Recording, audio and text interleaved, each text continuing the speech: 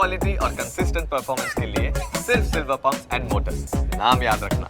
Kunal sir, તમારી પાસે હું આવીશ અને કે આપણે નિફ્ટી ફાઇનાન્સનું આપણને ઓવરઓલ વ્યૂ શું છે એ પણ જાણવું મહત્વનું છે, કયા લેવલ છે કે જે ધ્યાન પર રાખીશું, અને નિફ્ટી ફાઇનાન્સનો જ એક કમ્પોનન્ટ છે જીઓ ફાઇનાન્સ, એને આપણે ખાસ કરીને હાઇલાઇટ કરવો જોઈએ. ગઈકાલે જોઈએ તો ટોપ ઓફ ધ ગેનર આપણને જોવા મળ્યો હતો નિફ્ટીમાં પણ. ઇવન કે જે સમાચાર હતા એમને કે લોન અગેન્સ્ટ સિક્યુરિટી જેવું ડિજિટલ પ્લેટફોર્મ તેઓ એની નવી સર્વિસ તેઓ લાવી રહ્યા છે, એના કારણે સ્ટોક સારો સેલિબ્રેશનમાં હતો. પરંતુ આજે ટોપ લૂઝર્સમાં આપણને જોવા મળ્યું છે અને 2.5% કમજોરી જોવા મળી છે. તો સર એક વખત આપણે નિફ્ટી ફિન નિફ્ટીનો આપણે વ્યૂ લઈ લઈએ અને સાથે સાથે જીઓ ફાઇનાન્સ સર. વેલ, સૌથી પહેલા નિફ્ટી ફાઇનાન્સનો વ્યૂ લઈ લઈએ.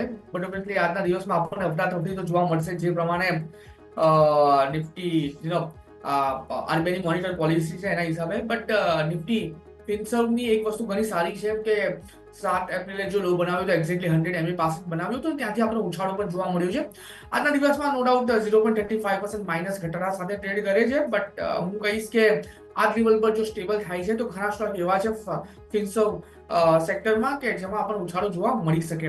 અને વાત કરીએ જીઓ ફાઇનાન્સની તો નો ડાઉટ અત્યારે વિથિન ધ રેન્જ આ કાઉન્ટર આજના દિવસમાં ટ્રેડ કરતો આપણને જોવા મળી રહ્યું છે. આજના દિવસમાં 2% નીચે છે, બટ એક સારો સપોર્ટ કાઉન્ટર બતાવેલો છે 260 લેવલ પર.